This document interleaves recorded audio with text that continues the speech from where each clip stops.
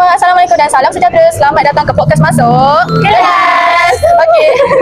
Seperti biasa, saya Aina sebagai host anda hari ini. Bersama saya ada kawan-kawan saya, Kemi, Abi, Lia, Aina, Aida. Okey, dan hari ini kita ada tetamu jemputan datang jauh daripada Borneo. Cantik dan tinggi orangnya, Dr. Nur Zaimah. Terima kasih doktor sebab sudi meluangkan masa doktor untuk join borak dengan kami. Allah, sama-sama. Ya, okay. Hari ini kita nak borak santai-santai je tentang satu isu yang memang dekat dengan dunia pelajar, iaitu isu ponteng dalam kalangan pelajar. Okey, jadi saya nak mulakan dengan soalan yang ringan-ringan je dulu. Siapa kat sini pernah nampak kes ponteng dekat sekolah? Saya pernah. Tapi bukan saya lah, kawan saya. Saya pernah nampak dia ponteng, selalunya kelas awal pagi. Sebab dia ponteng ni bukan sebab dia malas. Bukan sebab dia tak nak belajar, tapi sebab dia orang malas. Dia orang tak minat dengan subjek tu.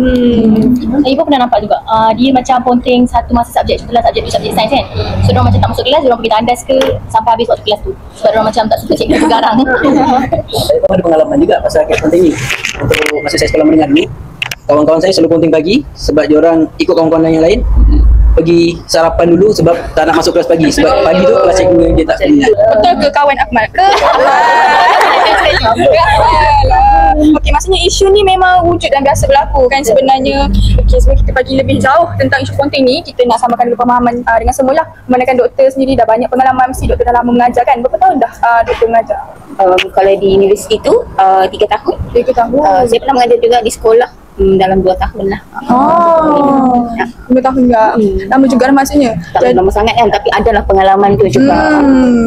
Jadi nak tanya doktor tentang pendapat dan pemahaman doktor sebenarnya tentang isu ponteng. Itulah kan, kalau kita pasal ponteng ni macam tadilah dia cakap kawan tak ponteng sebab malas. Lepas tu ni pula nak sarapan memang selalunya kalau isu ponteng ni berlaku, banyaklah faktor. Kalau kita lihat daripada faktor subjek tu sendiri, minat ke tak minat, faktor persekitaran pun bagi saya sangat mempengaruhi lah kondisif. Kalau dalam sekolah sendiri kan, selalunya pengajaran yang boring, cikgu mahu berbicara kan, boleh juga kan mengundang kamu untuk ponteng. Lecture ni bosan lah kan. Ya, sebenarnya itu juga mempengaruhi lah. Dan paling utama bagi saya adalah perasaan malas tu sendirilah. Kalau mereka rasa boring ke, nak sarapan sekalipun tapi kalau orang yang rajin, bagi saya tak ada isu lah untuk ponteng sekolah ataupun kelas. So biasanya memang terdorong oleh diri sendiri bagi saya lah. Betul, jadi memang jelaslah ponteng ni sebenarnya bukan sekadar datang sekolah je, tapi faktor dengan kawan-kawan sekali sebenarnya. So next, sebenarnya apa pendapat korang? Apa punca utama pelajar ni tak datang? Apa punca utama pelajar ni ponteng sebenarnya? Kalau bagi saya dekat, saya rasa salah satu punca dia adalah kurang minat belajar. Macam apabila mereka tak faham kan kat sekolah tu, jadinya mereka ambil keputusan untuk malas sekolah. Sebabnya baik dia orang pergi dia orang ponteng daripada pergi sekolah, tak faham juga apa sekolah. Faham tak? Setuju kan? Saya setuju dengan pendapat Aina, tapi saya rasa tekanan juga salah satu merupakan faktor pelajar ponteng sekolah lah. Sebab maybe because dia orang mempunyai tekanan yang dan harapan yang tinggi daripada ibu bapa dia orang, membuatkan mereka stres dan nak pergi, hilang minat nak pergi sekolah tu.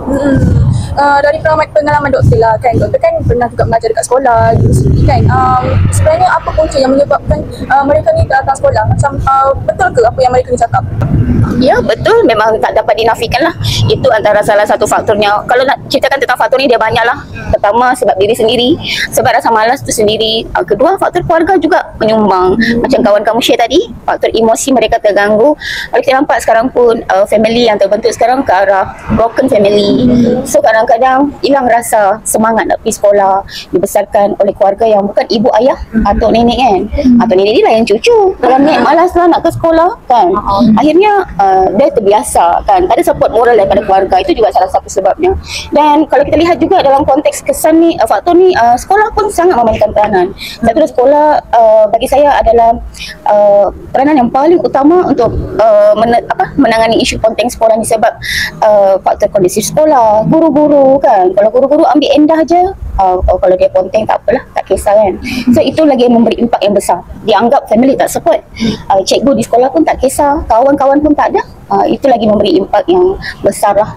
Dan keinginan mereka ponteng tu akan kerap lagi sebab tanpa dorongan. Betul lah yang doktor kata, sebab ada kan kenalan saya, dia selalu juga dia ponteng kelas sebab isu kesekitaran sekolah ni lah kan. Sebab dia kena bully lah itu, sebab tu dia tak nak datang sekolah. So dia rasa macam nak elak diri dia kena dibully semua, dia pun ponteng tak datang sekolah. Mungkin gambar sikit tentang itu sebenarnya peranan cikgu lah.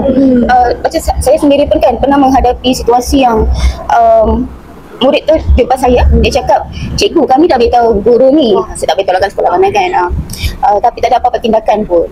So akhirnya dia takut pergi sekolah dan dia pula yang jumpa saya, cikgu betul tak anak saya dah beritahu macam ni tapi tak ada tindakan daripada sekolah. Itu yang saya katakan sebenarnya peranan guru sangat penting lah juga untuk ambil tahu perasaan dan juga apa yang pelajar hadapi. Betul-betul. Saya setuju lah dengan semua yang cakap tadi kan. Dan saya nak ambil sikit pasal doktor cakap pasal kalau mereka ni duduk dengan atuk dan nenek. Memang biasa atuk dan nenek ni sayang dekat cucu. Sebab saya pun ada pengalaman sendiri sebenarnya. Waktu tu dah terlambat jadi atuk saya macam tak payahlah pergi sekolah. Sayang cucu sangat. Puluh je kan. Kalau mak bapak ni tegas sikit pergi sekolah juga. Kalau nenek tak payahlah, bagilah dia rehat sehari je. Sehari je tak datang. Okey, jadi bila ada punca mesti ada kesan kepada pelajar ni sebenarnya kan. Kesan ponteng ni. Jadi apa yang akan jadi sebenarnya bila pelajar ni ponteng? Pada pandangan saya lah, kesan pertama sekali kalau pelajar ni ponteng sekolah adalah mentaliti orang sekitar terhadap pelajar tu sendiri. Sebab bila even kita sendiri, kita bila nampak budak ponteng sekolah, pelajar ni ponteng kelas atau apa-apa, itu mesti menganggap dia student yang gagal, kelas belakang kan, student yang berperangai buruk. Jadi memang itulah antara bagi saya kesan kepada student tu sendiri apabila suku ponteng sekolah. Saya nak tambah juga, saya setuju dengan jawapan Ahmad. Lepas tu saya nak tambah yang kesan-kesan dia macam dia juga efek dekat keputusan akademik juga kan, sebab dia ponteng jadi dia tak faham apa yang dia belajar tu, jadi dia pun tak tahu nak tulis apa dekat kertas soalan tu kan. Jadi saya rasa keputusan dia merosot.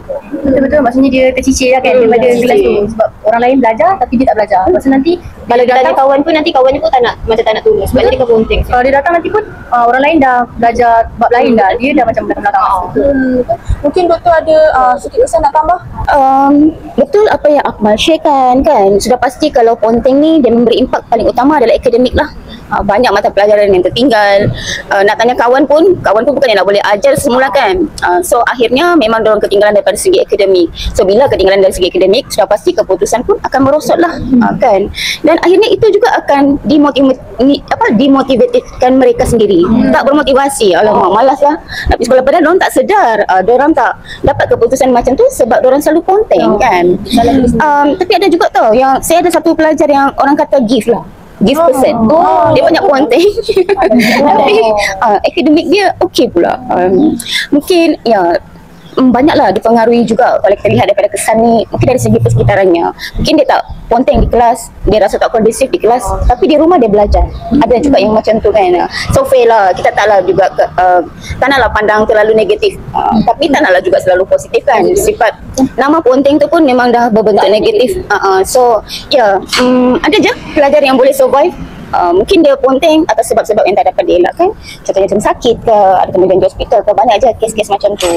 Mak ayah tak dapat hantar, masalah transport, terutama kalau di kawasan pedalaman lah.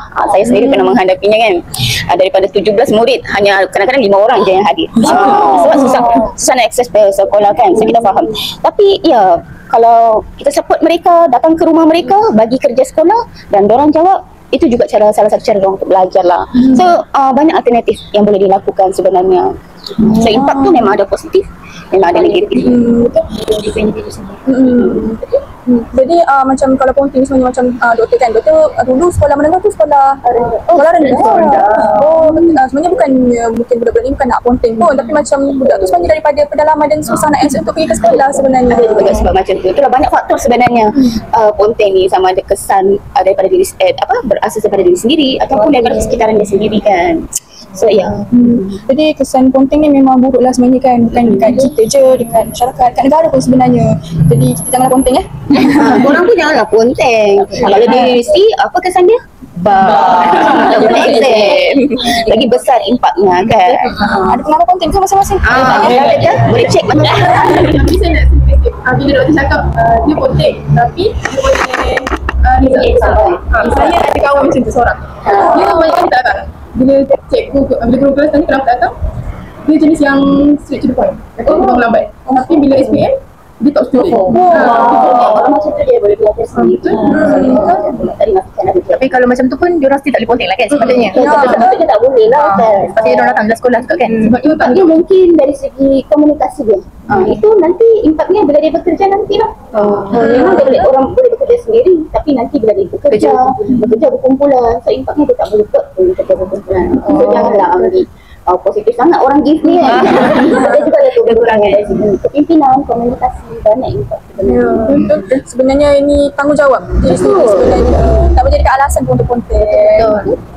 Jadi apa yang boleh kita buat sebenarnya untuk atasi masalah ni? Mungkin doktor boleh kongsikan cara nak atasi masalah ni supaya dapat bagi kesedaran kepada penonton. Mungkin ada pelajar yang akan terima podcast kita nanti. Okey, sebenarnya apa yang perlu dilakukan tu banyaklah, banyak fokus terutama terhadap diri sendiri. Okey, kalau terhadap diri sendiri tu macam saya kalau nak tanya pengalaman sendirilah kan. Saya kan waktu sekolah memang setiap tahun saya akan dapat anugerah 100% kehadiran. Setiap sekolah saya pun selalu motivasikan anak saya macam tu tau. Walaupun saya ada MC, walaupun saya demam, saya pergi sekolah juga. Kalau dulu tak kisah kan, tak ada COVID ni kan. Kalau dulu salah satu kan kata kuncinya, walaupun kita ni tak berapa pandai, tapi kalau kita rajin ke sekolah, hari-hari jumpa cikgu, dia ada impak positif juga tau. Berkat lah dari segi keberkatan tu sendiri kan. Keduanya mungkin daripada aspek ibu bapa memang kena support lah. Kena support anak-anak, bagi tip motivasi. Anak saya pun suka konten juga aku. Balik-balik mama bolehkah hari ni konten kan. Tapi saya keep motivasikan dia. Saya cakap mama dulu memang tak pandai, tapi hari-hari mama ke sekolah, rajin ke sekolah. So ada impaknya juga kan. So okey lah, naklah ke sekolah kan, bolehlah motivasikan dia. Dan ketiga adalah sekolah tu sendirilah kan. Sekolah tu sendiri perlu menjadikan kondisif, pengajaran yang menarik kan. Macam anak saya sendiri kan, dia suka kalau ada guru praktikal di sekolah dia. Dia cikgu praktikal cantik-cantik, kan selalu bagi hadiah, gift. So mungkin ya memang kerja guru banyak lagi sebenarnya. Tapi mungkin itu salah satu cara untuk menarik perhatian terutama bagi pelajar yang bermasalah. Saya dulu pun saya selalu di kelas-kelas rendah, Akmal diletakkan di kelas-kelas yang rendah. So memang diorang hanya dimotivasi oleh kita apabila diorang dapat gift, hadiah, kita buat kuis, pengajaran yang menarik lah. Itu di peringkat sekolah lah, peranan peringkat sekolah. Dan seterusnya peringkat KPM sendirilah, Kementerian Pelajaran sendiri, cara mengenalinya adalah menyediakan sekolah yang kondusif lah. Kalau macam saya sendiri pernah mengajar di sekolah Sabah kan, dari segi persekitaran sekolah tu sangat mencabar lah. Sekolah pun masih sekolah papan kan, kerusi pun masih kerusi yang kaya tu tau. 2000 berapa dia? 2000 berapa yang sebelum COVID? Sebelum 1920 ke? So ya, tahun 2020 tapi ya masih ada sekolah yang macam tu. So mungkin pihak KTM boleh menyediakan persekitaran yang kondusif kan, prasarana sekolah ditingkatkan. Mungkin dalam penggunaan digital juga boleh menarik anak-anak, terutama orang-orang pedalaman kat kampung kan. Mereka lagi tertariklah dengan pengajaran digital berbanding guna kapur. Tak ada kot guna kapur, tak ada dah. Itulah yang kita harapkan. Tapi jangan terkejut Akmal, sekolah pedalaman mungkin masih ada. Ya, itu sahaja dari saya. Saya nak tambah sikit lah cara untuk mengatasi konten ni, cikgu-cikgu sendirilah. Cikgu-cikgu ni setiap hari saya rasa mereka kena fikir cara yang sesuai, cara yang menarik untuk tarik pelajar ni datang sekolah. Tak kisahlah subjek tu dia tak mahir ke, juga macam matematik, sains, sejarah ke, nak kita kena tarik perhatian diorang. Macam buat game kau. Saya rasa juga cikgu ni selagi dia, contohlah kan, kalau student tu dia tak boleh nak jawab soalan dia, saya rasa cikgu tu tak patut marah dia depan kawan-kawan. Sebab saya rasa nanti diorang akan rasa macam malu. Betul-betul. Dan kalau macam bagi saya lah, peranan ibu bapa ni lagi penting sebenarnya. Kadang-kadang kan ada ibu bapa sekarang ni yang makin manja kan sangat anak-anak, macam faham sikit, tak payah semua sikit je, tak payahlah datang semua. Kadang-kadang boleh je pergi kan, pergi sekolah. Tak basuh baju pun boleh tak? Anak sekolah tak tempat basuh baju. Ada pula isu macam tu kan. Macam-macam.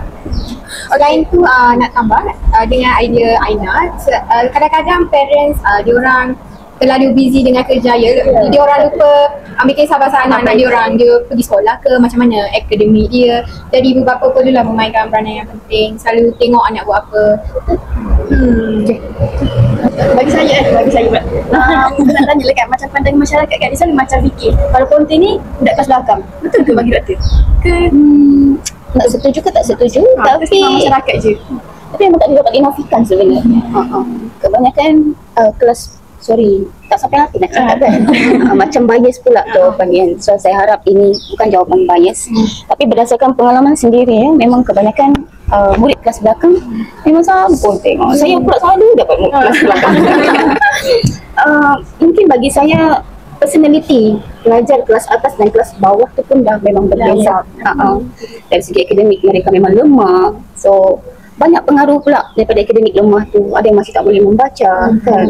So tak dinafikan itu juga antara yang bukanlah penyebab orang ponteng, tapi kebanyakan golongan ini yang cenderung untuk ponteng kelas lah. Berbanding kelas atas memang jarang juga kita dengar lah. Sebab mereka selalunya orang yang aktif, orang yang produktif, boleh survive sendiri walaupun sekolah rendah. Kalau kelas atas-atas kebanyakan kita bagi dia jalan, dia orang boleh jawab dengan cepat. Berbanding kelas bawah memang kurang sikit dari segi akademiknya dan memang mempengaruhi sikap mereka juga kan. Sekolah sekarang pun dah tak tengok dari aspek markas mata-mata tau. Dia berdasarkan TP kan. Tahu tak benda TP juga. TP ni banyak benda yang dia tengok, termasuk aspek motivasi, gerak kerja mereka dan sejauh mana mereka berdikari dalam menjawab soalan-soalan. Kalau cakap pasal kelas belakang ni kan, sebenarnya kebanyakan budak kelas belakang ni dia orang aktif sukan. Tapi betul. Tapi betul lah. Betul-betul saya setuju tentang itu kan.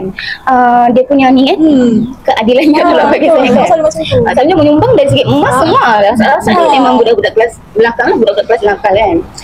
Dia selalunya walaupun dia orang kurang pada akademik, dia nak aktif dari sukan.